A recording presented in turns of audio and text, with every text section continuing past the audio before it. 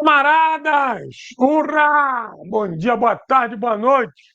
Não interessa a hora que você verá, o importante é que estamos nas ondas para mais uma transmissão contra-hegemônica do canal Guerra Patriótica. Vamos avançar mais do que nunca. Beijo no coração, todos e todas, camaradas, companheiros e companheiras. Já chega disparando o dedo aqui no gostei, por favor. Isso é matéria elementar aqui no nosso debate. Dispara o dedo do gostei. Hoje está um calor miserável nessa cidade infernal, aquele sinistro mesmo, sinistro mesmo.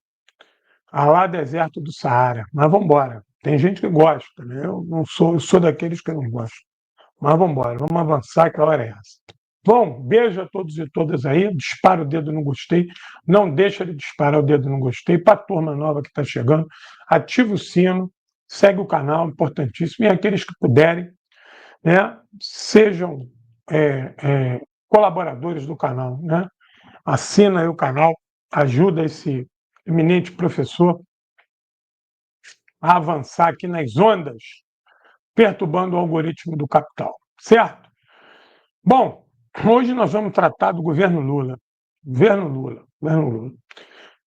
Eu respirei bastante para a gente tentar fazer uma análise aqui conjunta, mais equilibrada possível, que pese as nossas chateações com o governo Lula, que são legítimas, mas a gente tem o dever de ser equilibrado, ser justo na crítica. E a crítica tem que ser pela esquerda. A gente não pode cair nesse conto histriônico de bater no Lula pela direita. Isso aí não é o nosso papel. Isso é papel da direita. Isso aí é a direita que faz. Entendeu? A nossa crítica ao governo Lula tem que ser sempre pela esquerda, porque eu já cansei de falar aqui. Se um dia o Lula acordar e quiser liderar um processo um pouco mais contundente, eu não vou nem usar a palavra radical, isso não existe no vocabulário do Lula e do PT que governa o Brasil. Mas o dia que ele acordar e quiser fazer um governo um pouquinho mais contundente e quiser contar com a nossa participação, todos nós, eu não tenho a menor dúvida, vamos apoiar essa contundência do Lula. Vamos apoiar. Ainda mais que essa contundência, ela será, né, num caso hipotético e bem distante, benéfica para a gente. Então, a nossa crítica ao Lula é a inanição do governo, muito grande, a comunicação do governo é péssima, e essa ideia do Lula de fazer o mais do mesmo. Ou seja, é como se ele estivesse pegando o mandato dele, lá interrompido lá em 2008, e tivesse no terceiro mandato dele em cadeia. Voltei lá para 2008. Tal. Isso não funciona. Isso não funciona. A conjuntura no Brasil é muito ruim. E o imperialismo, ele aprendeu muito habilmente a lidar com essa forma do Lula de governar, que é semelhante a muitos outros governantes que se dizem progressistas no mundo afora, que é o terror econômico, que é a guerra econômica. Porque a economia desses países são extremamente sensíveis. Se você não ataca o âmago do problema, que é a economia, você fica suscetível a tudo. Claro que pegar firme ali para mudar o parâmetro econômico desse país significa você abrir uma guerra contra Deus e o mundo. E você tem que ter o povo organizado na história. Vide a Venezuela. No Brasil, não tem povo organizado, porque o governo do PT nunca se predispôs a isso, nunca se predispôs a organizar e nunca se predispôs a uma contundência tal a enfrentar o capital. Pelo contrário, todas as tentativas do PT de lá para cá de enfrentar o capital são tímidas, bem tímidas, mas elas são bloqueadas. Tímidas, mas o capital consegue bloqueá-las e vai usando as ferramentas dele, lawfare, guerra híbrida, né? Lawfare está dentro da guerra híbrida, agora uma guerra econômica e especulativa, as redes sociais que trabalham contra. Tudo isso nós sabemos. O problema é que o governo Lula não tem a menor estratégia para lidar com isso, né. Se a gente pegar aí a turma que está com Lula, é uma turma que foi derrotada. Em tese, né, é uma turma que foi derrotada, é uma turma que foi bandada ali no governo Dilma, né, que é um governo do PT também, e que enfrentou problemas semelhantes e perdeu. E que hoje parecem não ter aprendido com aqueles erros. Então, eu acho que aí nasce a nossa crítica ao governo Lula. Aí eu acho que é o primeiro momento do governo Lula, da gente constatar que o governo Lula não tem uma estratégia de enfrentamento a essas forças que assaltaram o Brasil no impeachment da presidenta Dilma.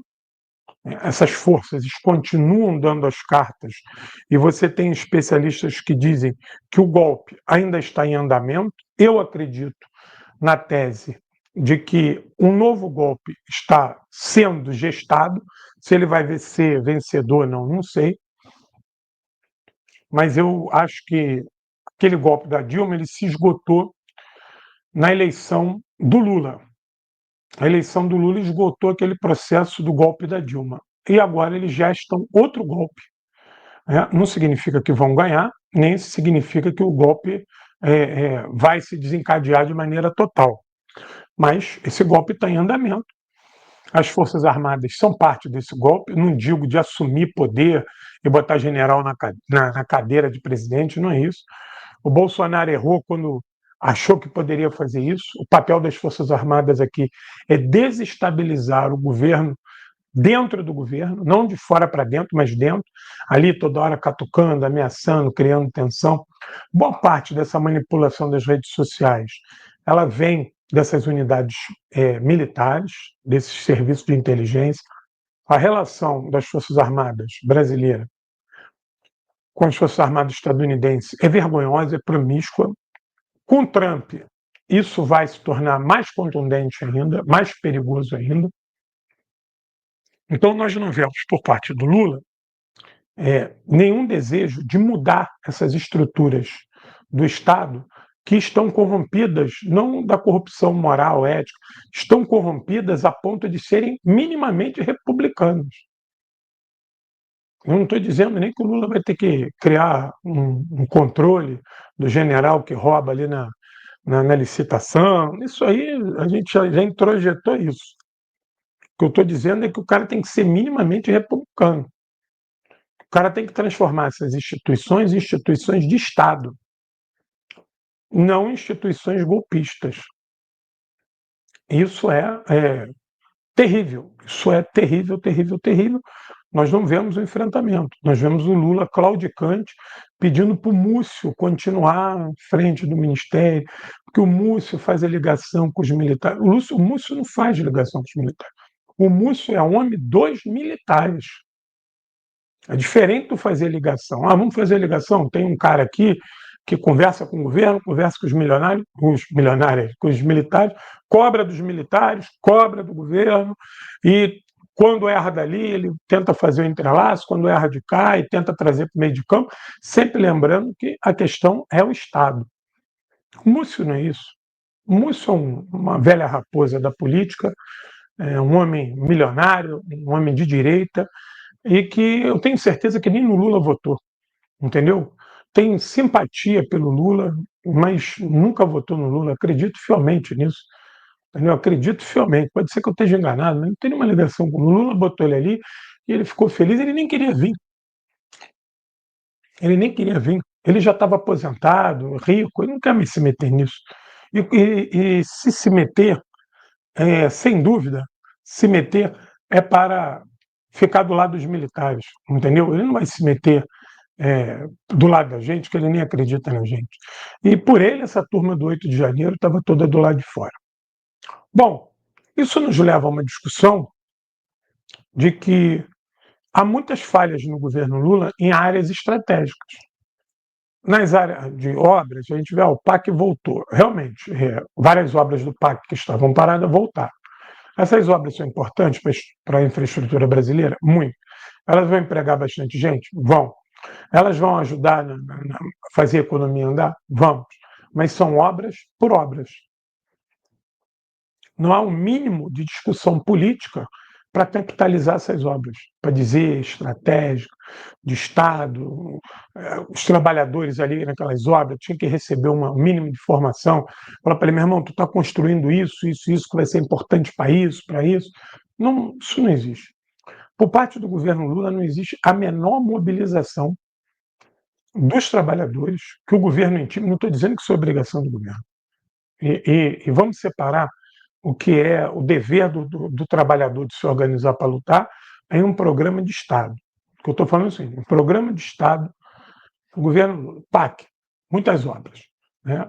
Essas obras são obras estratégicas, a maioria delas são muito importantes. Os trabalhadores que vão para lá, eles deveriam ter um mínimo de formação da importância daquela obra. Para o Estado, para o governo, para ele se sentir parte desse projeto. Isso quem tinha que fazer era o governo, porque o governo ia lá e ganhava essa gente. Aquele trabalhador ele não ia ser só um cara que ia lá bater um prego, ele ia se sentir envolvido nesse projeto. Isso em tudo do que o Estado mete a mão. Tudo tinha que ter um mínimo de politização desse governo. Não há. O governo é amorfo no que tange política ideológica. O Lula e essa turma que administra o Brasil, eles querem aparecer como mero administradores. Eles querem ser eficientes na administração da crise do capitalismo. Isso não vai dar certo.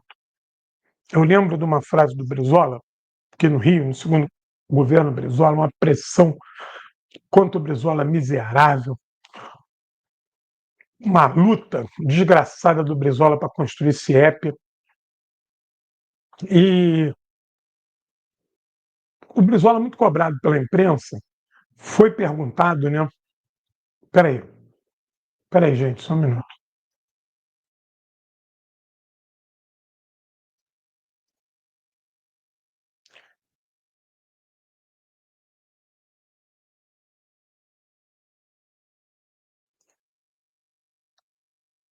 Então vejam, o Brizola muito cobrado, muito cobrado, muito cobrado. Ele deu uma entrevista para coletiva, né, na inauguração de alguma obra que eu não me lembro, e ele fala assim para o repórter: olha, o Estado brasileiro vive uma crise produzida pelo capitalismo. Não é uma crise produzida pelos trabalhadores, não. A crise do Brasil é uma crise estrutural. Quem sempre governou o Brasil foram os poderosos, não foram os trabalhadores. Eu fui eleito pelos trabalhadores, então eu não tenho como resolver a crise do Brasil. Eu não vou administrar a crise do capitalismo, porque é ingovernável. Eu vou investir em saúde e educação, para que esse povo possa se libertar. Acabou a coletiva aí. Acabou a coletiva. As outras perguntas que fizeram ao Brizola era tudo direcionada a outras coisas. Ninguém quis mais tocar na questão econômica, porque tinham várias categorias aqui no Rio em greve, e era uma greve que o PT transformou numa indústria de greve aqui no Rio de Janeiro. Com certeza, muitas dessas categorias que estavam em greve estavam fazendo uma greve justa, mas realmente o Estado do Rio de Janeiro, que nem recebia royalty do petróleo, como recebe hoje, que não tinha zero de ajuda do governo federal e que tinha herdado uma situação quase que de insolvência do Moreira Franco, do PMDB, o Brizola não poderia resolver aquilo em 2, 3 anos. E nós estamos lembrando de uma época que não tinha reeleição. Então, o Brizola não tinha condição de fazer 2 mandatos. Tinha que sempre ter um interregno ali. E, verdade seja dita, eu sou contra a reeleição até hoje e o Brizola era radicalmente contra a reeleição. Eu sou radicalmente contra a reeleição. Depois a gente pode até bater um papo sobre isso. Então, veja, o Lula, desde o primeiro governo, ele se postou nessa história de administrar a crise do capitalismo, de humanizar o Brasil, de acabar com a fome, acabar com a miséria. Tudo isso é ótimo. Tudo isso a gente tem que bater palma para o Lula, para o PT. Isso não é pouco, isso é muito. Só que tudo isso, sem socialismo, é nada. Isso O Marx não falava para gente, tudo que é sólido se desmancha no ar. Isso se desmancha no ar. Então, se o Lula é um homem que nunca pregou o socialismo, nunca quis o socialismo, o PT sim. O PT cansou de bater no peito que era um partido socialista, partido da revolução e tal. E aí há uma grande contradição que aí é do PT. O PT tem que resolver. Não somos nós, eu não sou do PT. O PT tem um principal nome que não acredita no socialismo. Principal nome do PT não acredita e não luta pelo socialismo. Só a contradição do Partido dos Trabalhadores, não é nossa. E você não vê nenhuma crítica do PT ao Lula. Zero. O Lula está sempre certo. É quase como uma santidade.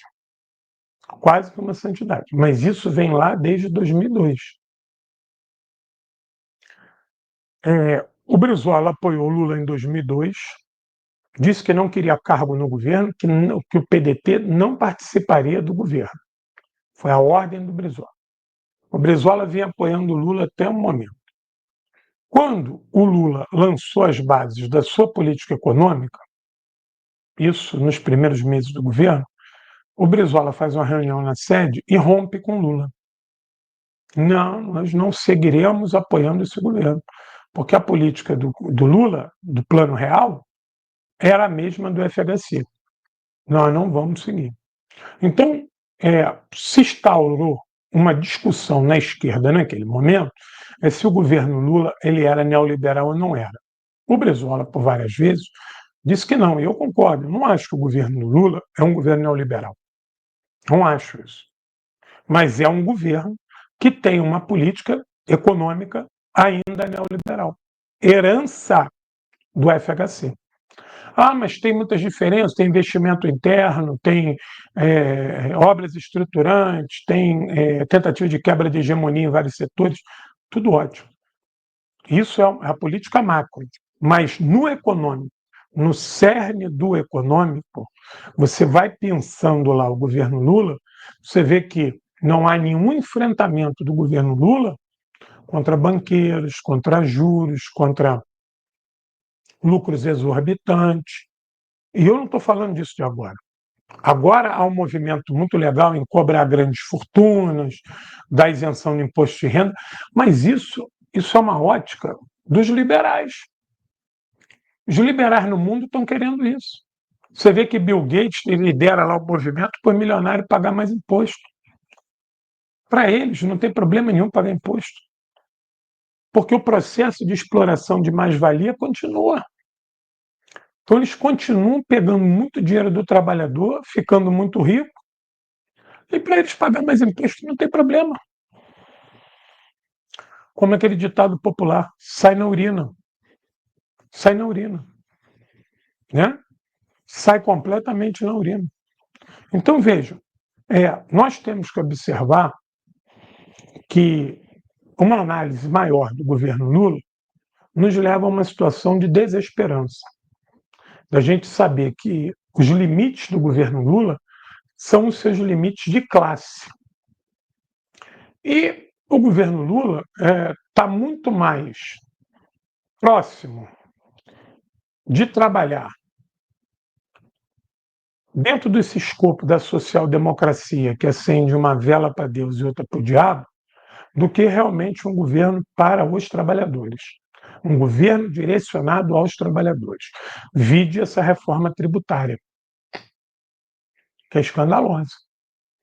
Resumo da reforma tributária: o salário mínimo vai aumentar menos e o BPC vai ter um gatilho menor. O pagamento de pensão de aposentadoria mais tarde dos militares não foi aprovado. O negócio dos supersalários não foi aprovado. Eu sei. Aí a gente começa uma outra discussão. Porra, João, mas o Congresso é que manda.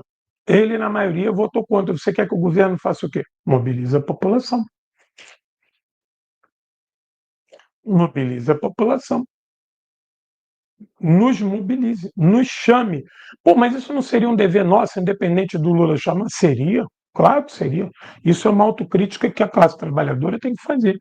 que os partidos, que os sindicatos, nós temos que fazer essa autocrítica da nossa baixa mobilização em cobrar desse Congresso que ele aprove pautas pertinentes ao Estado brasileiro. Mas, ao mesmo tempo, a gente também tem que ir para a rua para cobrar o governo Lula. Porque é inadmissível que nós sejamos parte dos cortes de gasto para atender a demanda do pagamento de juros de banqueiros e que o salário mínimo e o BPC sejam alcançados. É inadmissível que você, com uma economia crescendo, uma economia onde o desemprego está baixíssimo, uma economia que vem superando as estatísticas, você não consiga enfrentar o tal do Deus mercado com todas essas somas positivas ao teu lado. O Deus mercado mente, especula e, de maneira leviana, sabota o país. Mas como é que tu enfrenta o Deus mercado? Com o povo na rua. E não há.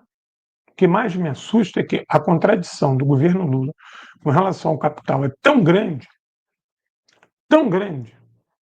que nem de 2002 para cá você não vê uma chamada do Lula, nem da Dilma, para a população ir para rua. Nada. Não tem grandes comícios. Hoje, o Lula também está com 79 anos, está muito velho, mas nem há 20 anos atrás, quando tinha 50 e pouco. Isso acontecia. Um governo que acredita que vai resolver os problemas do país, das contradições que são gigantes, são contradições que geram guerras e mortes, porque é a luta do capital versus trabalho, né? É a velha luta de classe. E como o governo do PT ignora isso, ele acredita na concessão e na conciliação. Então ele concede para conciliar, concede para conciliar, concede para conciliar, ou seja, está sempre se apequenando diante do grande capital, que no Brasil se forma de maneira especulativa. E aí eu quero chamar a atenção para um outro detalhe.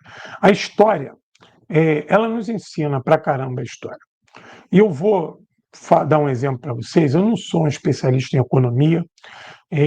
A minha leitura de economia, perto do que deveria, ela é rasa. Eu sou um historiador que tenho ênfase na história militar.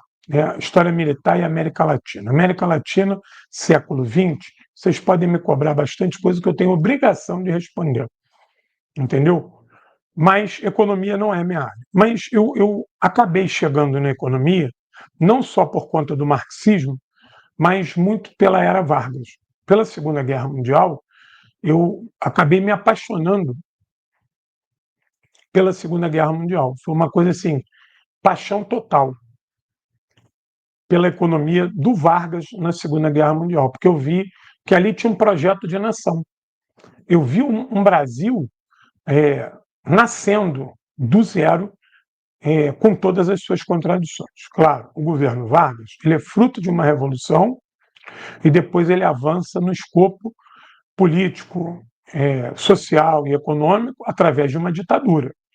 Você não tinha os entraves do Estado burguês que o Lula enfrenta. Então, eu não vou fazer comparações. O Vargas fez isso, o Lula fez aquilo. Não é isso. O que eu quero falar para vocês é que esse Vargas, ele aproveitou a Segunda Guerra Mundial para desenvolver o Brasil industrialmente, porque ele sabia que quem mandava no Brasil era a turma do café com leite. O Brasil era uma grande fazenda. Hoje é uma grande fazenda com cassino, mas antes era só uma grande fazenda. E que o poder no Brasil, ele não era cosmopolita. O poder no Brasil, ele era interiorano. A maioria da população morava no campo. Você não tinha nem estradas no Brasil, olha que loucura. O Rio de Janeiro era a capital do Brasil. Você, se quisesse ir no Rio Grande do Sul, não tinha estrada. Se você quisesse ir na região Nordeste, não tinha estrada. Se você quisesse ir no Centro-Oeste, não tinha estrada. Olha que loucura. Esse transporte ele era feito trem até onde dava, que também não era nada significativo, e era feito por barco. O transporte era por barco. Para tu viajar para a região sul, para a região Nordeste, era tudo por barco. Tudo por barco. Então, o Vargas ele se liga no seguinte: para que eu continue governando, eu tenho que quebrar a espinha desses coronéis. A República do Café com Leite ela foi golpeada em 30, mas o poder dessa turma continua, porque o que garante o poder dessa turma é a economia. Uma economia agrária exportadora, ela mantém a turma do café com leite na liderança política. Por mais que fosse uma ditadura, o Vargas centralizava tudo na mão dele, os militares estavam com Vargas, mas lá no Brasil interiorano, o coronel ainda ditava a regra. Ele não tinha o poder na capital, ele não tinha o poder político nacional, mas ele lá no escafundó do Judas, ele ditava a regra e a regra era obedecida. O Vargas, quando negocia a CSN, veja, o Vargas já tinha negociado uma grande siderúrgica com os alemães, antes da guerra. A guerra começou, a ThyssenKrupp fala para o Vargas, não, quando acabar a guerra, a gente constrói a siderúrgica.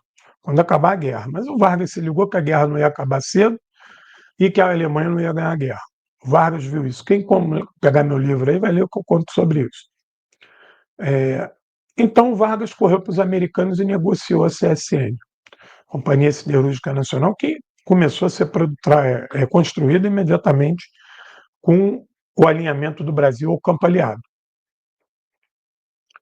A CSN e tudo que os americanos trouxeram para cá durante a guerra foi capitalizado na industrialização do Brasil. O Brasil ele passou a ter um projeto industrializante. E isso foi feito com muita força, e com muita rapidez e com muita exatidão. Isso quebrou o poder dessas elites rurais do café com leite. Quebrou completamente. E essa elite, que tinha muita grana, porque vendia algodão, linhaço, café, açúcar, cana, essa turma que tinha muito dinheiro, o que ela percebeu? Bom, vamos investir também em indústria, porque é o que gira. O governo apoia agora a indústria. A gente continua com boi no pasto, mas vamos também investir em indústria. E foi feito isso. E esse processo teve início e foi significativo. Essa turma da indústria vai se ligar ao final da Segunda Guerra Mundial ao capital estrangeiro, está aí a DIT, né? Por mais que torça a DIT, mas ainda é a DIT, e essa turma vai golpear o Vargas, vai conspirar o advento do imperialismo e tal, outra pegada. Se a gente for andar para o governo Lula ou para os governos do PT, durante esses pouco mais de 20 anos, né, o governo Lula, o governo do PT, por mais que tenham investido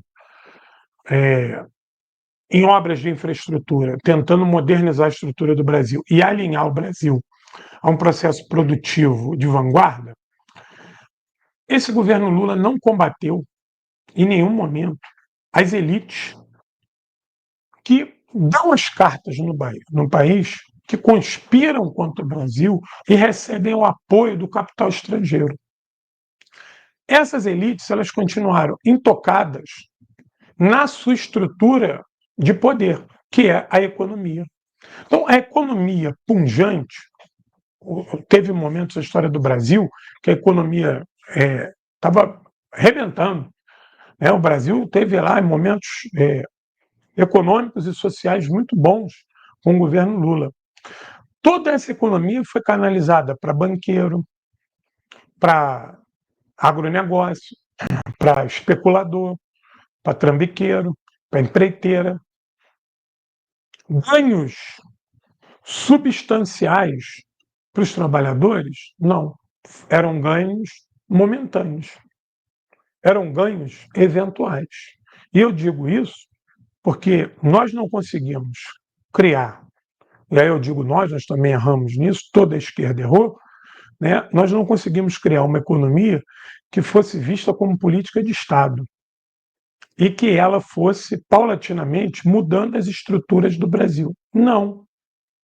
As estruturas de extrema exploração do povo brasileiro, de uma economia para exportação e de elevação da exploração de commodities, produtos primários, isso se aprofundou no Brasil.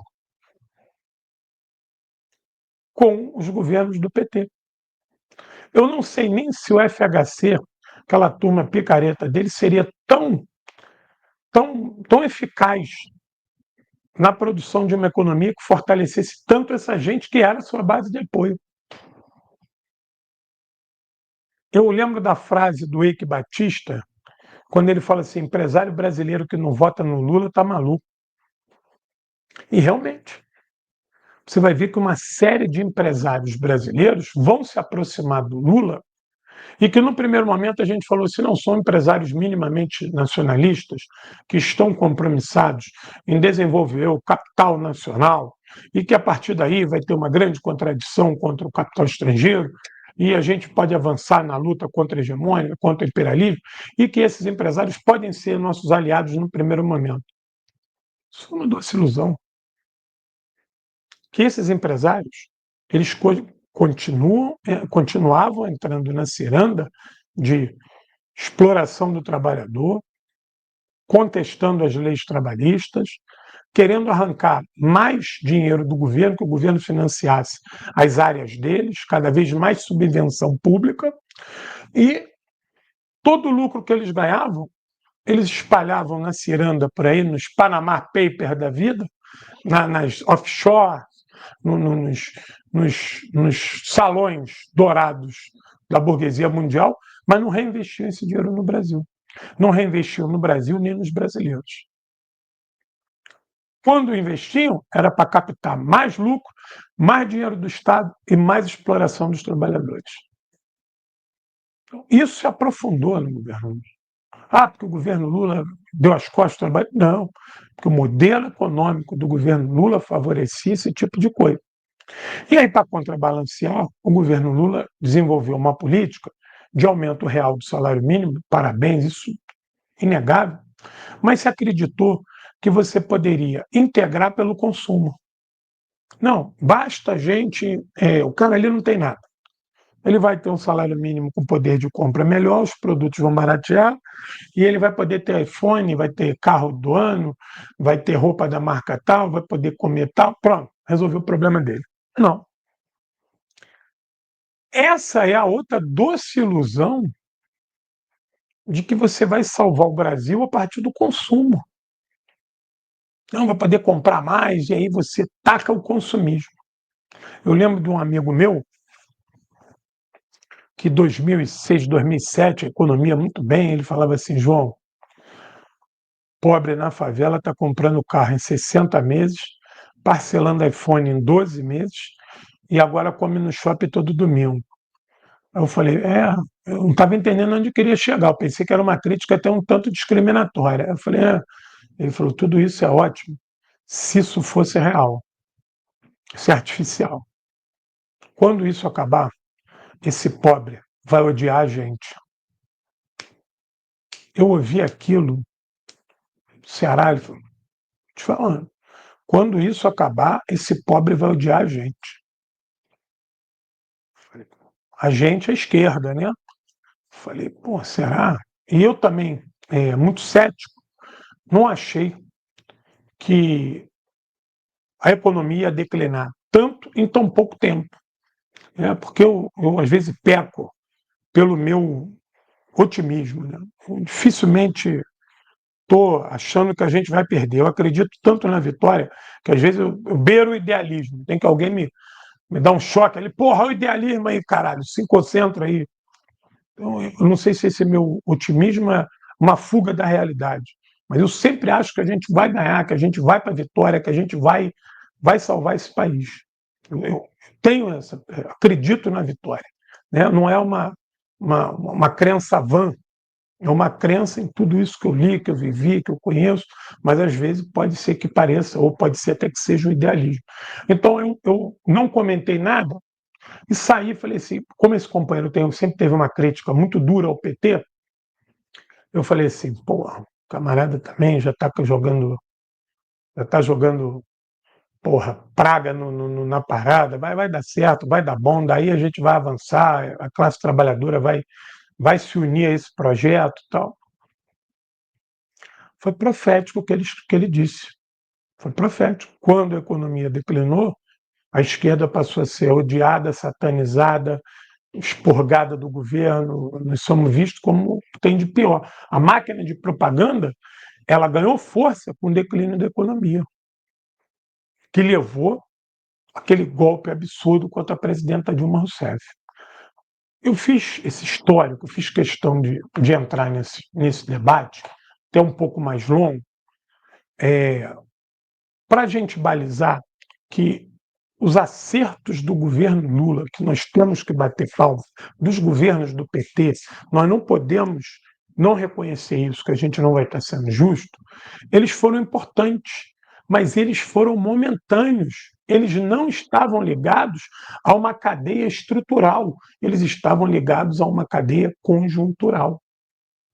Não pode o povo brasileiro que se mobilizou para votar no Lula em 2002, aquela mobilização fantástica que esculhambou o Fernando Henrique Cardoso, que disse não à política neoliberal do Fernando Henrique Cardoso, em 2002, e repetiu a dose em 2006, e repetiu a dose em 2010, né? E por aí foi, não avançou mais, porque teve o golpe. Não pode esse mesmo povo ter corrido para as urnas em 2018 e ter transformado o Bolsonaro numa figura santa, mítica.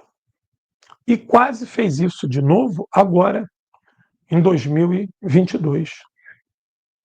Isso é uma coisa que a gente tem muitas explicações para isso, a nível sociológico, até a nível psicológico. A guerra híbrida está aí para isso. Nós vimos agora o povo paralisado na Síria. O mesmo povo que há 10 anos atrás lutou para caralho, hoje paralisado na Síria. Mas isso, a gente não pode achar que isso é normal, que nós não tenhamos lutado contra isso, que nós não tenhamos intimado um processo contra isso. E qual é a parte do erro do governo Lula nessa situação? O que o governo do Lula, eu falo todo do Lula, mas o governo do PT, eu esqueço da Dilma, o governo Lula e Dilma, o governo do PT, o governo do Partido dos Trabalhadores, que se orgulhava de ser um governo de coalizão, era um balaio de gato. Vários setores da direita, até hoje, uma porrada de picareta de direita que está no governo Lula, que as pessoas temem de chamar de campo democrático. Democrático é o caralho, um bando de oportunista que pegou carona no Lula. Entendeu? Um bando de oportunistas, estão nem aí para a democracia. Porque esses setores da direita que estão com o Lula, poucos, um ou outro ali, criticou o governo Bolsonaro. Criticou o governo Bolsonaro. Ficou calado. Se não concordava, fica calado, mas para vir o nosso jabazinho.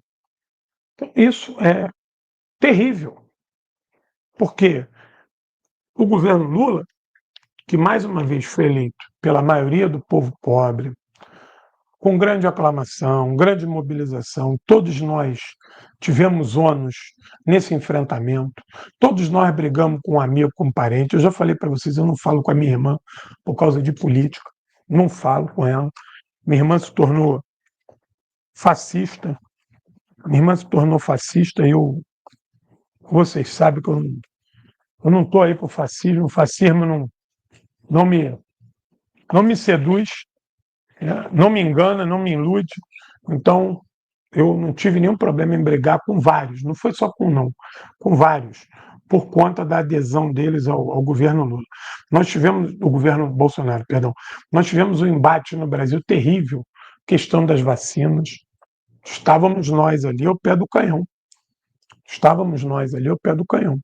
Então, os 2 anos de Temer e os 4 de Bolsonaro, eles têm que ter servido para alguma coisa, para a gente entender que não bastava o Lula voltar e querer fazer tudo aquilo que ele fez lá em 2002 para cá, que a conjuntura não é a mesma.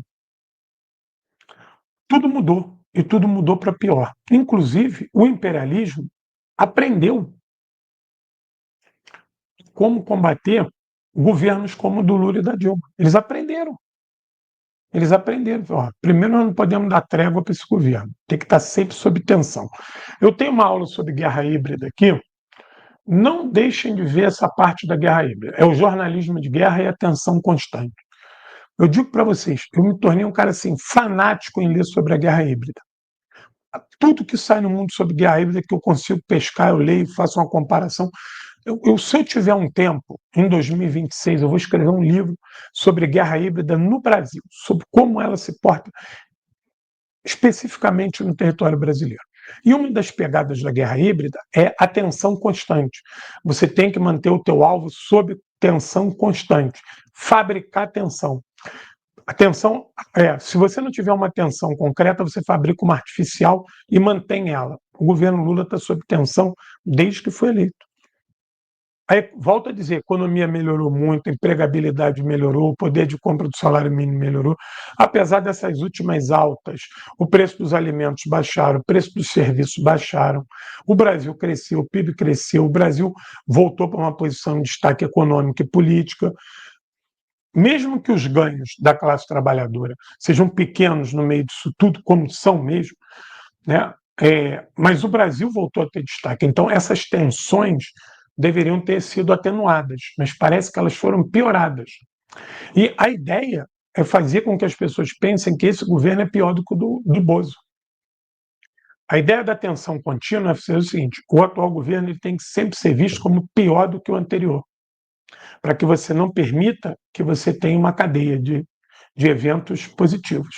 Tem que quebrar os eventos positivos. Então você cria essa artificialidade da tensão. E o governo Lula vive sob essa artificialidade da tensão, se verga isso.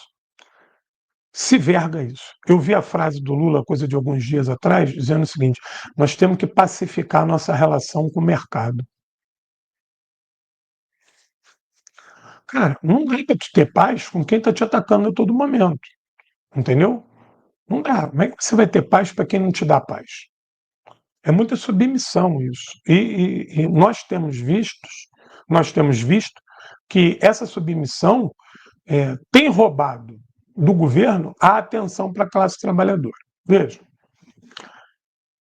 o PT, a militância do PT e alguns quadros do PT, quando da campanha eleitoral, tinham como bandeira de luta a revogação da reforma da Previdência, da reforma do ensino médio e da reforma trabalhista. O Camilo fez uma contra-reforma da educação. Péssima. Péssimo. É mais do mesmo. Nós continuamos sem aulas de história, o espanhol foi rifado. Foi público que as embaixadas da Inglaterra, da França e dos Estados Unidos conspiraram para tirar o ensino de espanhol da rede pública. Não houve uma reação desse governo. O Lula tinha que ter baixado um decreto. O espanhol tem que voltar pela integração latino-americana. Sabe? Isso é inadmissível. A reforma que o Camilo fez foi uma contra-reforma, agradou as escolas privadas. Essas fundações, isso é um absurdo. Ou seja, todas as tentativas de bandeiras de luta que nós tivemos no pré-eleitoral e que são tentativas de construir um programa de governo, elas foram ou abandonadas ou minadas. Eu lembro que logo assim que o ministro do Trabalho tomou posse, aquele bondão, ele falou assim: a reforma da trabalhista é absurda, ela tem que ser revista. As figuras do governo Lula caíram de pau nele. Caíram de pau nele. Várias figuras, vários ministros do Lula esculhambaram o ministro do Trabalho porque ele falou isso. E olha que o ministro do Trabalho é um pelego filho da puta. Mas até ele entende que isso é absurdo. Até ele entende que isso é absurdo. Os ministros do Lula censuraram ele por ter falado isso. E a reforma da Previdência, que o senhor Carlos Lupe disse que também ia mexer, as favas com isso. Ah, João, precisa do Congresso, o Congresso não é favorável. Sei disso, mas é povo, cara, tu tem que chamar o povo. Se o povo foi para a rua, lutou e não conseguiu, o ônus é nosso. Agora, não é nem para a rua fomos se o governo Lula está vendo que há uma retração nos movimentos populares, que a população tem que ser sacudida, que a população está inerte, que a população está adoecida politicamente, e você não trabalha para resgatar isso, você é parte do problema, porra. Você está se completando dessa inércia do povo trabalhador? Você está achando bom que a classe operária no Brasil esteja completamente desmobilizada? Então, você tem que avaliar. E aí não temos estratégia. O governo Lula não leu o livro do Che Guevara, Guerra de Guerrilha. Eu vou deixar essa dica, que eu vou virar coach, eu vou virar coach com o livro do Che Guevara, Guerra de Guerrilha. Vou dar mentoria, vou virar coach, vou ser o novo coach, entendeu? Vou ver se eu fico milionário. Eu acho que eu consigo. Eu vou abandonar esse negócio de canal aqui, guerra patriótica, política, eu vou abandonar essa porra toda. Vou pegar o livro do Che Guevara, Guerras de Guerrilha. Quem não leu, leia. Um livro atualíssimo, um livro do comandante Guevara, Guerras de Guerrilha. Eu li o livro do Che Guevara 2 vezes. Deixa eu achar ele ali. Guerra de Guerrilha. Ernesto Guevara de la Sierra. Vou virar coach. Entendeu? Vou falar aquela malucada da cambalhota, sai rolando pelo palco, botar todo mundo vestido de verde, vai ter que fumar charuto, vai receber alguma entidade, vai receber o Che Guevara. Vou fazer isso, porque, entendeu? O livro do Che nos ensina muito bem a diferença de tática e estratégia. E eu não vejo o governo Lula com nenhuma grande elaboração para fazer diferente do que foi feito, uma análise do que estava errado e estratégias novas para neutralizar os nossos inimigos, para que a política desse governo triunfe. Quem são nossos inimigos? Banqueiros, especuladores, esses empresários, militares, turma do agronegócio. Cadê isso? Como é que tu mata essa turma do agronegócio? Incentiva a reindustrialização do Brasil. Chama a turma para criar indústria, cada vez mais indústria, dá dinheiro para a indústria. Vamos entrar de cabeça nesse negócio de vender até quinquilharia. O Brasil vai fabricar também quinquilharia igual a China. Vamos embora. Vamos cair para dentro. Nós temos recursos minerais para isso. Nós temos. A gente é que vende boa parte das nossas commodities para a China fabricar as dela. Então agora a gente vai fabricar as nossas. Nós vamos fabricar as nossas, vamos entrar pesado aqui na América Latina, dando arrego. Meu irmão, se tu comprar aqui o chinelo feito no Brasil, tu leva grátis o carro. É isso que a China faz. Comprou a caixinha de música, ganha grátis um avião. É isso. A gente não consegue. Não há isso por parte do governo Lula. O governo Lula quer resgatar um Brasil que se foi, um Brasil que está nas cinzas. E de atropelos e atropelos, nós estamos vendo. A popularidade do Lula continua boa. Eu já falei isso aqui para vocês, e tem gente que não acredita, mas tudo bem, todo respeito. O Lula vai vir candidato em 2026, e a única coisa que pode impedir o Lula de vir candidato em 2026 é a saúde dele. E eu vou dizer uma coisa para vocês: o Lula vai ganhar. O Lula vai ganhar. E eu vou votar no Lula. Entendeu? Não sei se no primeiro ou no segundo turno, mas vou votar no Lula. Isso está escrito aí. Mas isso não me isenta de, às vezes, acordar, cara, com ódio do governo Lula. Às vezes eu tenho vontade de pegar esses ministros do Lula, socar eles, sabe, socar até matar um filho da puta desse, porque ele foi eleito com voto popular. Ele é de um partido popular. Esses caras ontem estavam na rua dizendo que era revolucionário e que o Brizola era pelego, que o Vargas era ditador. E hoje eles estão de quatro para o capital estrangeiro. O mesmo capital estrangeiro que deu o golpe nesse Brasil, levou o Brizola ao exílio e que levou o presidente Vargas ao suicídio. Mesmo capital estrangeiro. Da língua desses ministros do Lula não sai uma palavra anti-imperialista. Só recuo, só recuo. Mas, para cima do trabalhador, fala duro. Quanto o salário mínimo, quanto o BPC, mantém a reforma trabalhista e a reforma do ensino médio e a reforma da Previdência. Mantém isso de pé. Eu botei a calculadora aqui do INSS, eu tenho que trabalhar. Eu vou fazer 51 anos, camaradas. Para me aposentar, eu tenho que trabalhar mais 27 anos. Como é que é isso?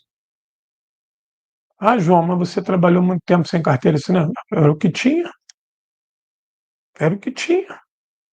Muitos anos da minha vida eu trabalhei sem carteira assinada, era o que tinha, era o que tinha.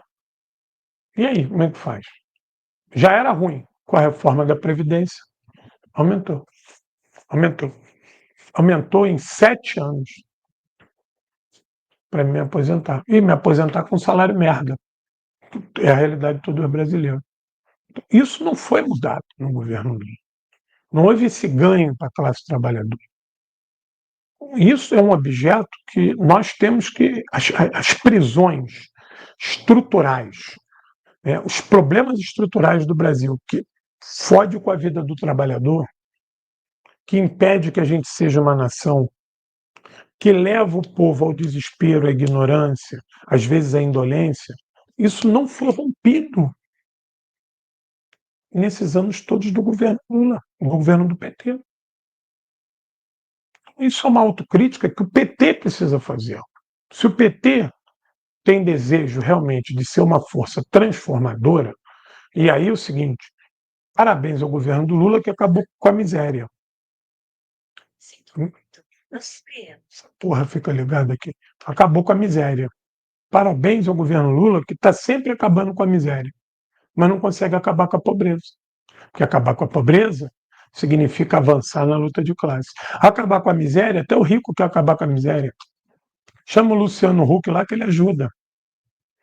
Entendeu? Ele ajuda, dá a cesta básica, dá um papá, não sei, ele ajuda. Agora, se falar para ele, meu irmão, mas acontece o seguinte: aumentar o salário, diminuir o preço das coisas, tem que estatizar aqui, socializar ali. Aí ele já corre lá em Israel, pega um tanque e manda atacar a gente. Aí vira lata velha, entendeu? E deixa eu dizer uma coisa para vocês. O Luciano Huck foi lá na só parente, foi lá na Ucrânia, sentar do lado do Zelensky, conspirar contra a política externa do Brasil. Essa semana eu ligo a televisão, vejo no programa da Angélica, Flávio Dino sentado no sofá da Angélica dando entrevista. São duas coisas distintas. O Flávio Dino é ministro, não está mais no governo. Mas peraí, sabe quando é que eu vou sentar no sofá da Angélica? Nunca. Não quero papo com essa turma, não quero ser pobre para essa gente. Essa gente não é a nossa gente. Se o Flávio Dino ele tem que ir lá no João Carvalho, no Ian Neves, no Johnny Manuel, é lá que ele tem que ir, porra. Entendeu? É lá que ele tem que ir. Ele tem que ligar para o João Carvalho. Alô, João, tudo bem? Aqui é o Flávio Dino, não queria participar de um programa aí contigo para a gente bater um papo. Alô, Ian, tudo certo? Quero ir aí. Alô, Johnny Manuel, quero ir aí.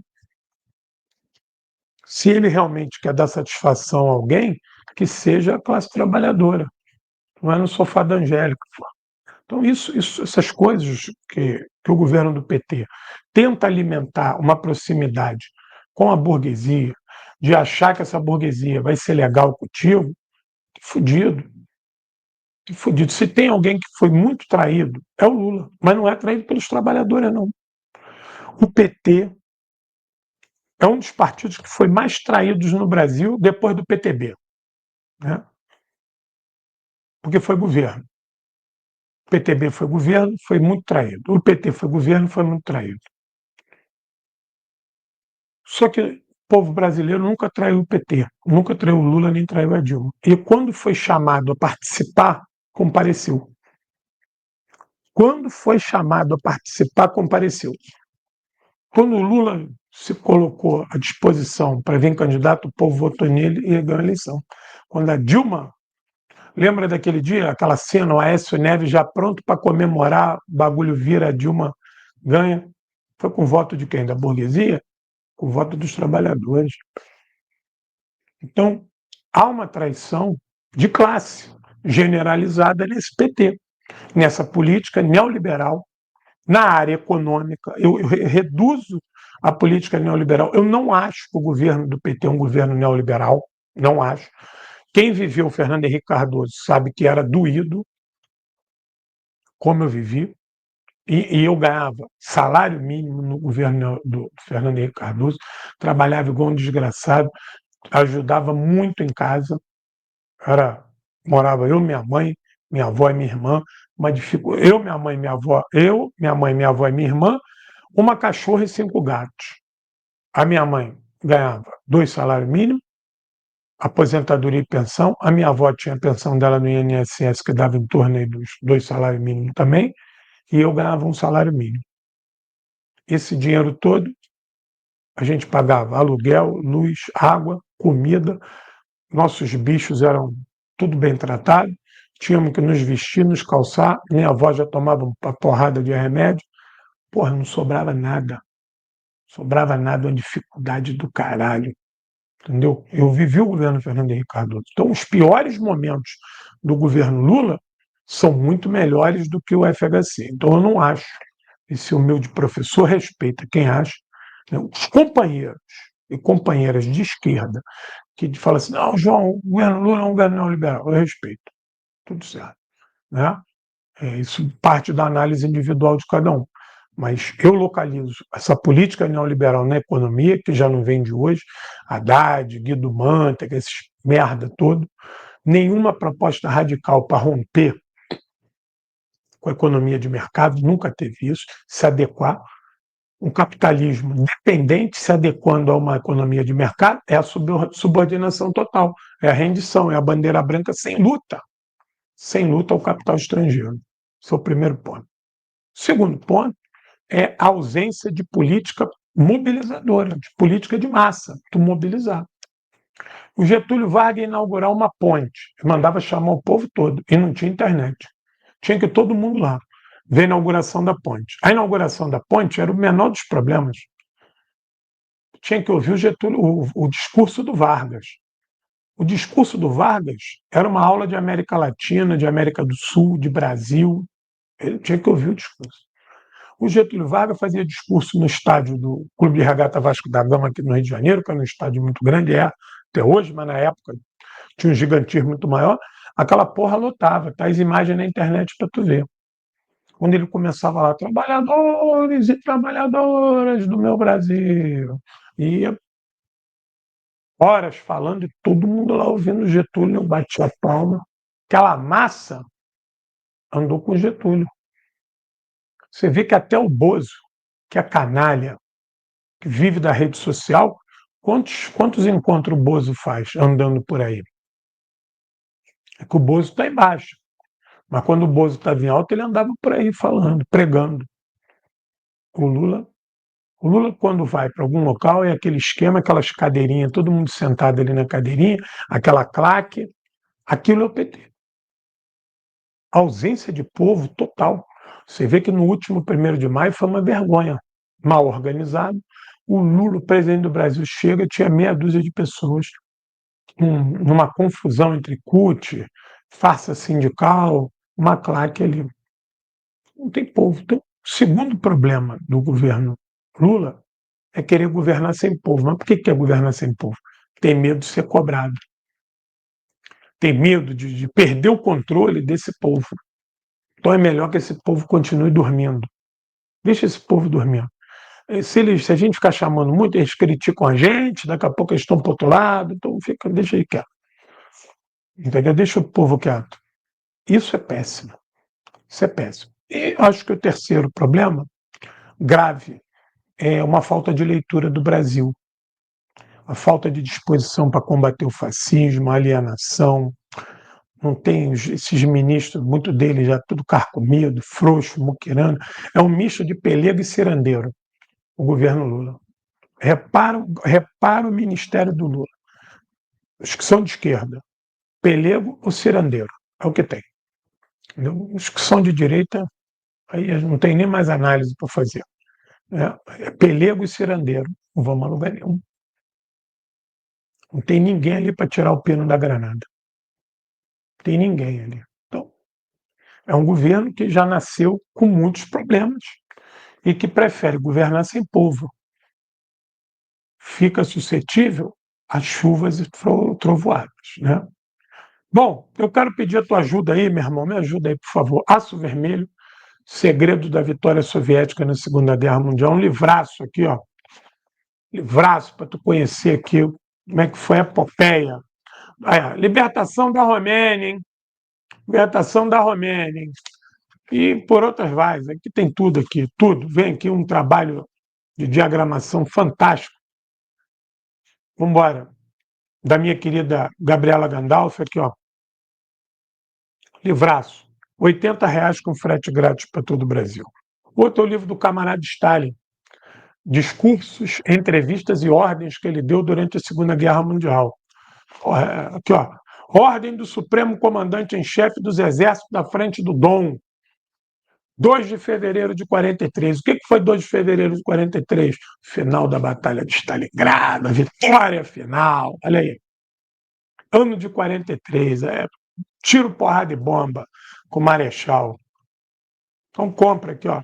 Respostas do camarada Stalin às perguntas do correspondente da agência de notícias estadunidense Associated Press, 3 de outubro de 41. O que ia começar aqui? Operação Urano. Nessa data começa a Operação Urano, olha aí, 1942. Ordem do Comissário do Povo para a Defesa, número 55, 23 de fevereiro de 43. Moscou tem que resistir. Cáucaso estava caindo, Donbás caindo. Desespero em Moscou gigante. 2 de abril de 45, já dentro do covil da besta. Ordem do Supremo Comandante-em-Chefe às tropas do Exército de Operações, número 346. Exército de Operações eram os exércitos que já estavam dentro de Berlim, realizando operações de ataque, contenção e extermínio da besta fascista. E, por último, esse aqui, ó, o Exército Vermelho na Mira de Vargas, que eu escrevi com o meu querido professor Luiz Edmundo Tavares, figura que eu tenho muito carinho, muito apreço aqui, ó. Aqui tu vai passear nos jornais da época, Correio da Manhã, Diário Carioca, tu vai conhecer a guerra como ninguém conheceu. Documentos aqui, ó, Gabinete do Chefe de Polícia. Olha os documentos aqui da polícia política. Aqui comparações de jornais, ó, do Diário Carioca, das manchetes. Resistência soviética não chega ao Brasil. Esse capítulo é foda, hein? Esse capítulo é foda. Ó, documentos secretos da época, tá aqui, ó, não classificados. Esse livro aqui tu vai entender como é que o Brasil viu a Segunda Guerra Mundial na frente leste. Ó, o dia da independência dos Estados Unidos, 4 de julho, o jornal brasileiro estampou lá, ó, Independence Day, a cara do Roosevelt, mais subordinação impossível, possível. Aqui, ó, documento reservado, escrito reservado, do DIP, Departamento de Imprensa e Propaganda. Então, livraço. Compra que tu vai ficar sabendo o lado B do Brasil na guerra. R$ 80 com frete grátis para todo o Brasil. Se tu comprar os 3, tu embarca na promoção e ganha uma placa dessa daí de presente. Qualquer uma dessa daqui. Ah, João, não quero comprar livro, quero comprar as placas. Tá bom, vamos embora. Uma placa é 80, 2 placas 130, 3 180, 4 placas R$ 250, tudo frete grátis, e tu ainda escolhe uma quinta para levar, para tu embelezar o teu ambiente e sinalizar contra o fascismo, entendeu? Tem todas essas placas aí, as placas da Segunda Guerra Mundial, lá da União Soviética, que são placas, todas essas placas são réplicas de placas oficiais, né? Aquelas ali são faixas. Ali, perdão. Aqui, Sendeiro Luminoso da Palestina, Brizola, são faixas e bandeiras que realmente existiram, que eu reproduzo em formato de placa aí. E aqui são sinalizações viárias mesmo. Se tu chegar lá em Belfast, na época do IRA, a placa era aquela ali. Tu chega lá em Beijing, na China, a placa é aquela ali. Lá em cima é a placa de Chernobyl, é a que sinaliza que Chernobyl até hoje é um local radiativo, né? Lá embaixo, Al-Quds, Jerusalém, Caracas, Pyongyang, cidade de Ho Chi Minh, Dibemphu, aquela amarela ali toda arrebentada de Dibemphu, da grande batalha de Dibemphu, e Havana.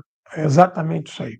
Bom, Dito tudo isso, meu irmão, dispara o dedo no gostei, por favor, não deixa de disparar o dedo no gostei. Eu deixo eu te pedir outra coisa, para comprar livros e placas, também pode ser por e-mail, ou então por aqui, ó. Me ajuda aí. Compre tudo isso por aqui. Não deixa de dar um superchat, sticker, eu já falei pra caralho, 1 hora falando, dá um superchat, sticker, ajuda esse canal, por favor, para a gente poder avançar. Não deixa de ajudar o canal para a gente avançar, não. Porque o trabalho aqui é coletivo, entendeu? É, quanto mais vocês me ajudam aí, mais eu posso produzir para a gente ter aqui, digamos assim, imortalizado na internet e disponível para todos a nossa discussão, o nosso debate, que obviamente não precisa ser concordado. Ah, eu concordo com tudo. Não, não precisa. Discorda, contradiz. É assim que funciona a dialética. Entendeu? Isso aqui não é igreja e nem é escolástica. Então pode discordar bastante, com respeito, com base, está tudo certo. Para vir para cá fazer gracinha, palhaçada, que nem no outro falou assim no outro dia. Pô, tu tá apagando os comentários que o cara tá fazendo? Apaguei o que o cara fez e desse que reclamou. Entendeu? Vai pra puta que pariu. Achar que vai vir para cá para me dar ordem, não dá isso. Não funciona assim. O debate é franco e fraterno. Tem hora que pode ser até pesado, mas não vem de gracinha que nós não estamos tempo para isso. Eu estou de cabeça branca para ficar aturando gracinha. Sobre governo Lula 2024, tem balanço meu, governo Lula 23 e o governo Lula 22. Eu acho que seria legal a turma, se tiver um tempinho, recuperar isso. Né? O balanço de 23 todo, né? Perdão, 22 não, balanço de 23 todo e o balanço agora de 24 para a gente fazer um comparativo. Veja, eu acho que o governo Lula avançou em algumas áreas importantes, nas áreas econômicas, no que tange a melhoria para o povo trabalhador. Mas essa melhoria ela é muito tímida, ela fica ali na casinha de números muito pequenos e elas servem como estatísticas positivas para o governo dar satisfação à população.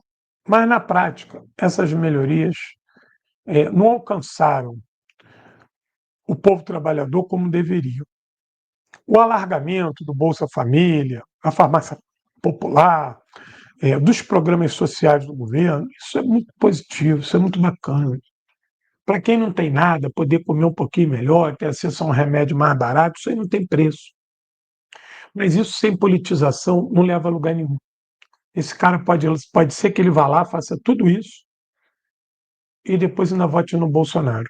Entendeu? Então acho que isso dificulta a nossa luta e dificulta para o próprio governo.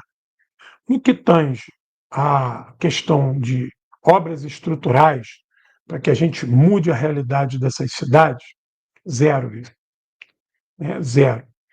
O governo Lula ficou imerso a essa polêmica de pagar essas emendas absurdas. O governo Lula hoje é refém do Congresso e o Arthur Lira é um cara que centraliza esse tipo de coisa com um sadismo que o governo não tem como combater. A democracia burguesa, a institucionalidade burguesa, não tem forças para combater isso, não tem ferramentas para combater isso. Isso prova que nós não vivemos numa democracia. Nós vivemos numa ditadura burguesa onde as instituições são comandadas pela burguesia. E ela diz a conformidade dessas instituições que não trabalham em prol do povo trabalhador desse país. A classe operária não tem nada desse Congresso. E a gente não vê, por parte do governo Lula, nenhuma grande política para transgredir isso, para rasgar esse véu da hipocrisia. Pelo contrário, ou retrocede ou se subordina. Ou retrocede ou se subordina. Então, eu acho que o 2024, no que tange a política, a discussão política que o governo Lula deveria fazer, foi muito ruim. Muito ruim, muito ruim. O governo Lula não fez essa discussão política. Não fez. Continuou com uma relação palaciana. A política que o governo Lula fez foi política de gabinete. Isso, para mim, é impensável. Isso não é transformador, isso não leva à mobilização popular em prol de um processo de luta. Não leva.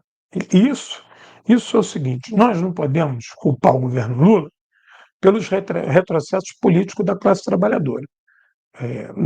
A libertação da classe operária é obra exclusiva da classe operária.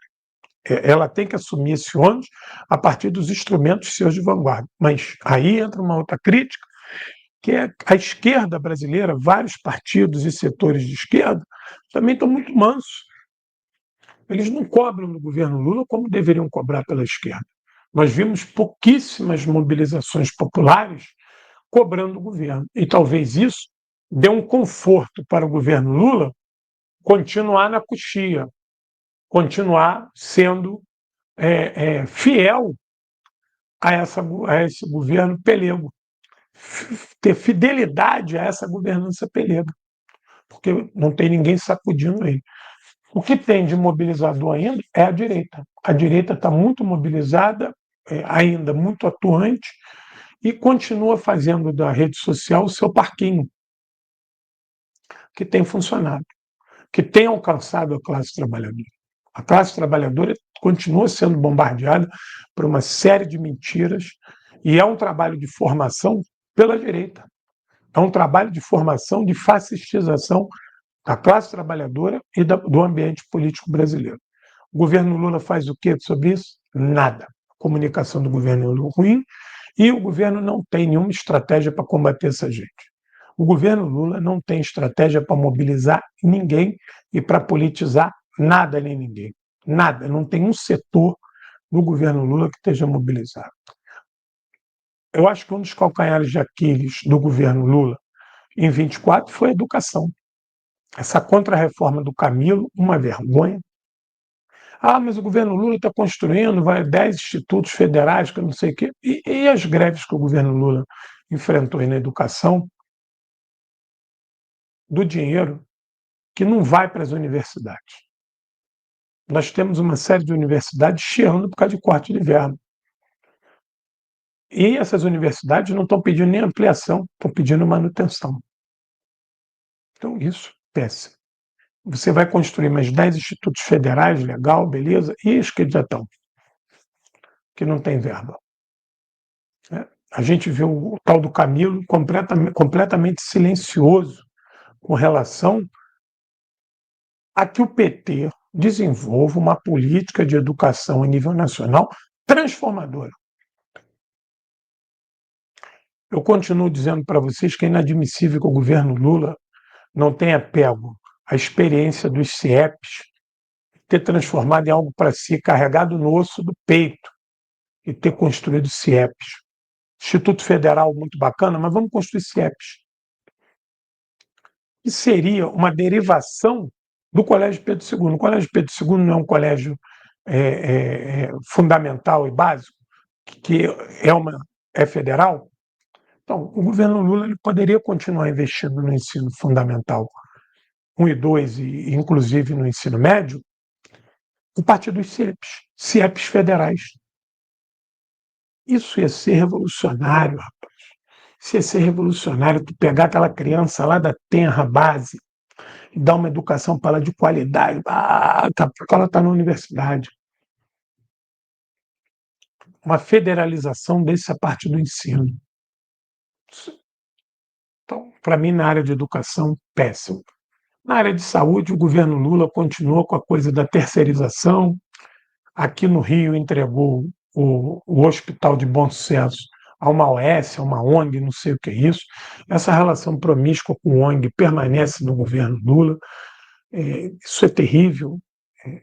É o se negar em governar, o se negar em administrar. Eu, se tivesse algum cargo público, fosse alguma coisa, eu ia ter orgulho eu fazer. Não tem negócio de terceirizado, não. Eu quero fazer. Eu quero ver o serviço funcionando, eu quero ver aquilo bonito, eu quero ver a população feliz, eu quero aquilo eficiente, eu quero poder bater no peito e falar: foi eu, minha equipe aqui que nós fizemos isso. Viva o serviço público, viva o serviço público, viva o servidor público. Não tem nada disso. coisa completamente acanhada e pecaminosa. É a atuação do governo nessas áreas, saúde e educação, muito ruim. A dona Nízia aí, uma tragédia, faltando vacina pra caralho. A previsibilidade das vacinas falhou no governo Lula. Como falhou a questão de vacina no governo Lula? Falhou. Falhou a compra, falhou a previsão, muito ruim isso. Fui tomar a vacina da Covid, não tinha. E aí conversei aqui num grupo aqui, vários lugares do Brasil faltando vacina. Eu tenho um grande amigo que tem um cargo, ele é funcionário concursado da Fiocruz, ele é médico e trabalha nessa questão das vacinas na Fiocruz. Vou dar o nome dele aqui, mas ele falou para mim, João, a administração da Anísia tem falhado para caralho. Ela é ótima no que ela fazia, mas administrar não é a praia dela. Eu estou vendo a questão dos arquivos aí também, essa moça que toma conta dos arquivos nacionais, uma vergonha, uma vergonha, vergonha. O IBAN, uma vergonha, uma vergonha. Essa foi nomeada aí para ser do Ministério da Administração, abraçou a terceirização como nunca, abraçou a terceirização como nunca, uma vergonha também. Então, essas áreas do governo Lula, na questão administrativa, elas são muito claudicantes, porque elas continuam adotando o receituário neoliberal. Isso é muito ruim. No que pese o avanço positivo em algumas áreas do governo Lula, da energia nuclear, parabéns. O governo Lula assinou vários protocolos com a Rosatom, com a estatal russa, para a fabricação de pequenas turbinas nucleares, até que, enfim, o governo Lula acordou para a energia nuclear. Até que, enfim. Parabéns, parabéns, parabéns. Várias turbinas nucleares de médio porte vão ser construídas. Acabar com essa porra de fazer represa. Pá. Represa é o caralho. Represa destrói o meio ambiente todo. Entendeu? A gente fica aí na conta da chuva, cada vez tem menos chuva. Vamos para nossas turbinas nucleares, a gente tem urânio. Os russos estão aí com o rabo balançando para a gente, para nos ajudar com essas turbinas. Vamos terminar a Angra 2, botar a Angra 3 para funcionar. Parece que isso está avançando bem. Inclusive, o governo Lula assinou protocolos secretos com a Rosatom. Parabéns. Até que, enfim, tomou vergonha na puta da cara e parou de ser pressionado. Agora, esse acordo com a União Europeia é uma vergonha. Esse acordo Mercosul-União Europeia, isso é muito ruim, cara. Isso vai trazer um atraso para a gente muito grande, como eu torci contra isso.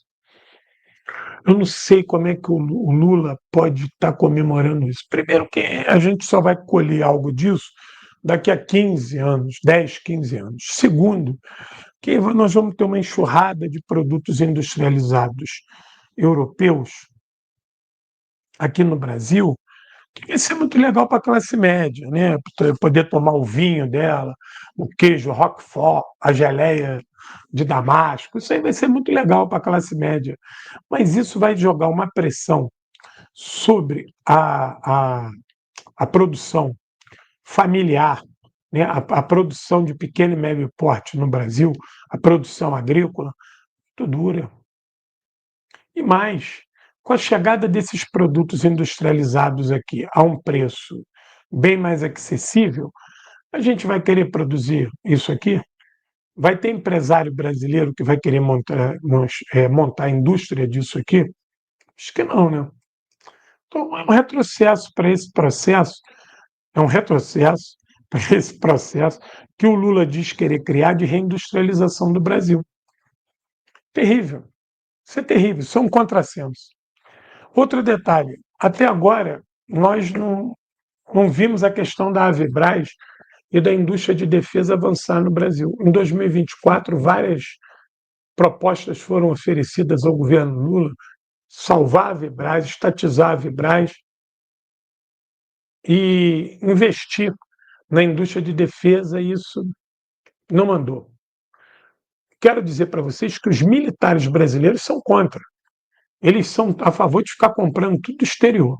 A Marinha está testando lá a sua missilística, aí pode falar assim, não, João, mas aí a Marinha está testando a questão dos mísseis e tal, parabéns.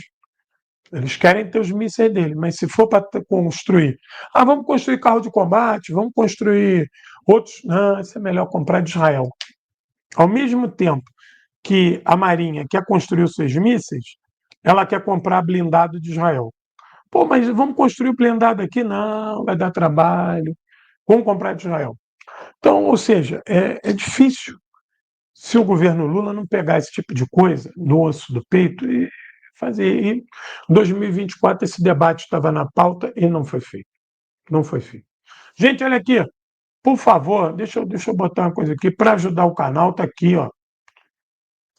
O Pix para ajudar o canal. Onde pinga não seca, qualquer merrequinha, dá uma ajuda aí. Superchat, sticker, dá uma força aí para a gente poder avançar. Não deixa de dar uma força aí. Beijo no coração de todos e todas. Não posso deixar de agradecer a todos e todas pelo apoio aí. Mas vamos avançar, ajuda o canal aí. Qualquer merrequinha ajuda o canal. Então, veja, várias áreas que abriram um debate nesse ano de 2024, o governo Lula não encampou esse debate. Não encampou.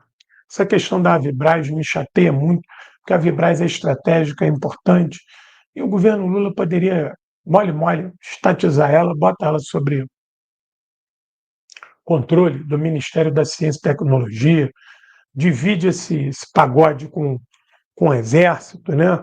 Ou com a Marinha, faz uma junção ali, ó, Aeronáutica, Marinha e Exército vão ter uma empresa pública que as três forças vão gerir. E em conluio com as universidades federais. Pronto. A Vibraz não está em São Paulo? Vamos abrir uma sede da Vibraz, uma ramificação em Minas e no Rio. E vamos colar as universidades federais da área de engenharia nelas. Pronto. Nós vamos ter centros tecnológicos estudando isso, vamos ter mais técnicos aí. Essa juventude aí da universidade vai ajudar. Pronto. As pesquisas vão ganhar corpo, vão alavancar. O negócio é o seguinte, está desenvolvendo um míssil tal, chama aqui o Chile, chama aí o Equador, chama aí o Peru, chama o caralho, quem quer desenvolver míssil? Paga, investe aqui que tu vai ganhar um míssil de graça. Nós vamos ter um que a gente vai fabricar para o nosso vai ter mais alcance, mais força, é secreto, e tem esse aqui que a gente pode abrir o projeto, entregar, e vocês investem aqui e levam um míssil de brinde. Pronto. Será que não tem ninguém para pensar isso no governo Lula? Esse é um problema sério. Outra coisa de 2024, que o governo Lula ficou também patinando, foi nesse embate com militares. O governo Lula tem que botar o peru na mesa e encerrar essa discussão, entendeu? Não devo porra nenhuma militar que deve a gente, militar é instituição de Estado, foda-se eles, vai ter corte de verba para militar, eles vão ter que trabalhar até mais tarde, e foda-se, não vai ganhar super salário, foda-se. Pode ficar cheio de dedo contra isso. Pô, nós vimos aí que a conspiração do Skid Preto, elas vão até a ABIN paralela. O governo Lula não reestruturou a ABIN, mais um ano que o governo Lula não reestruturou a ABIN. A ABIN era para ser a think tanks brasileira.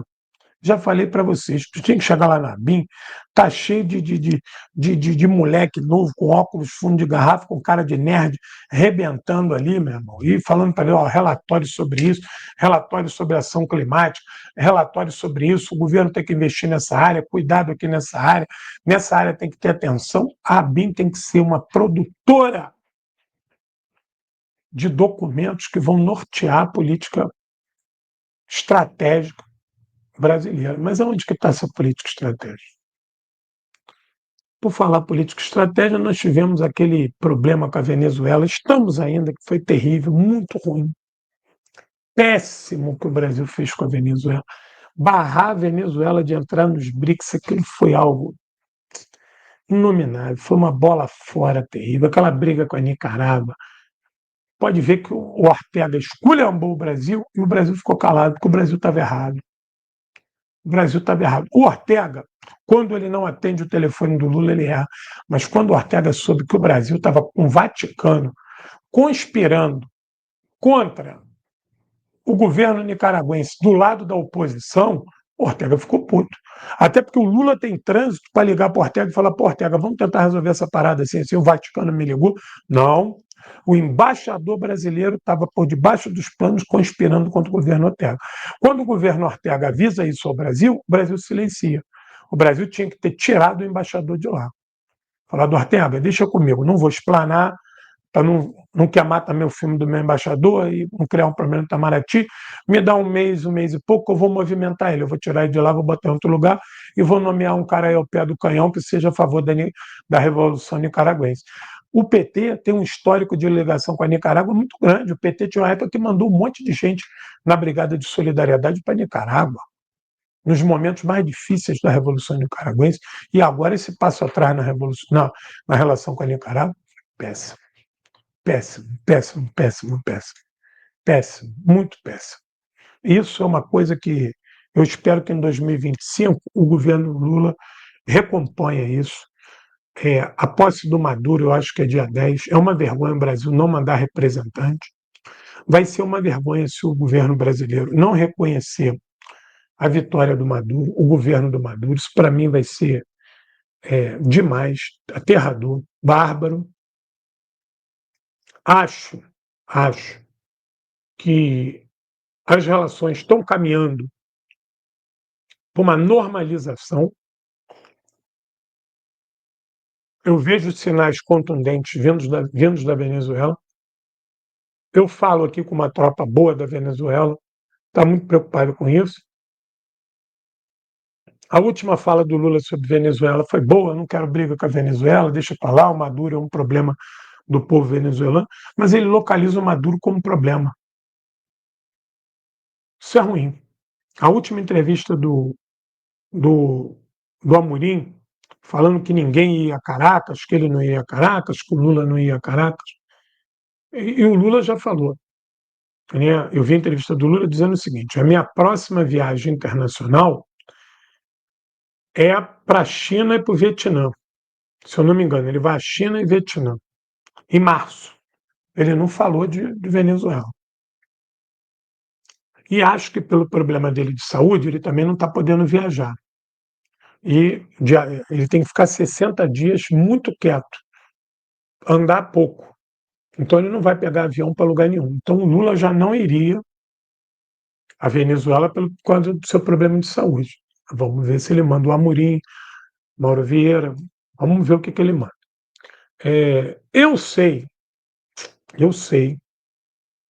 agora para fechar o caixão, eu sei que o governo russo está fazendo uma grande festa para os 80 anos da vitória e que já convidou o governo brasileiro. E sei que até agora o governo brasileiro não confirmou presença. Isso é uma vergonha. Isso é uma vergonha. O governo brasileiro, o Lula não ia. Acho que o Lula tinha que estar lá no panteão das autoridades comemorando a derrota do fascismo. Seria muito importante para o governo Lula.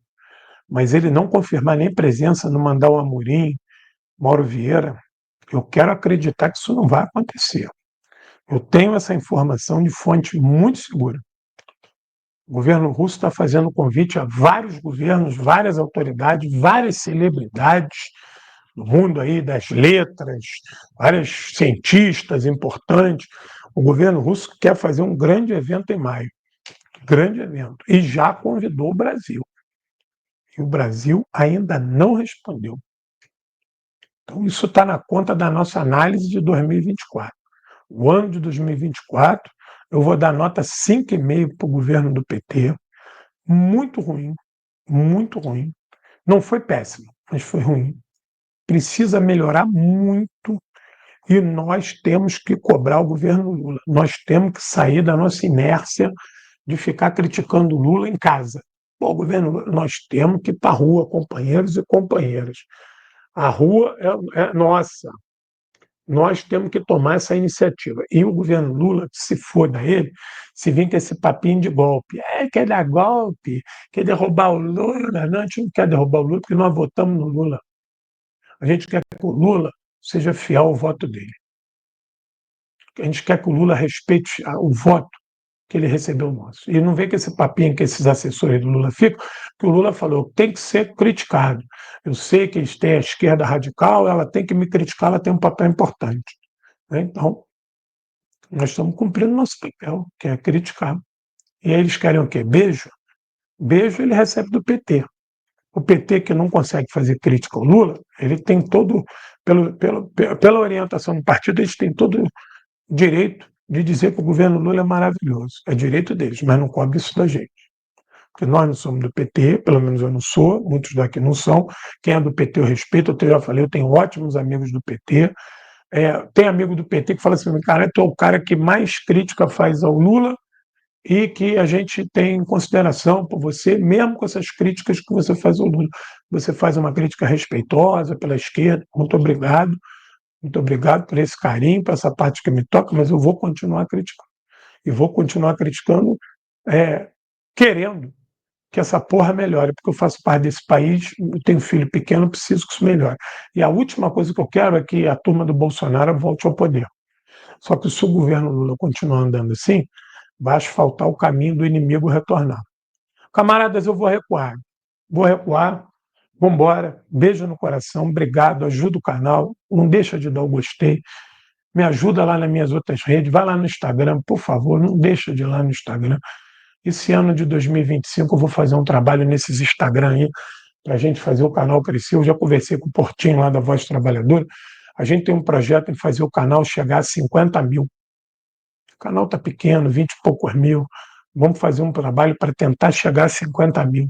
É um trabalho ousado, mas isso precisa de triangulação de redes. Então me ajuda aí, por favor. Me ajuda aí. Eu vou recuar. Quero agradecer a todos e todas, beijo no coração. A análise do governo Lula não está completa, que o ano ainda não acabou. Vamos ficar de olho, mas vou recuar. Beijo no coração. Hurra!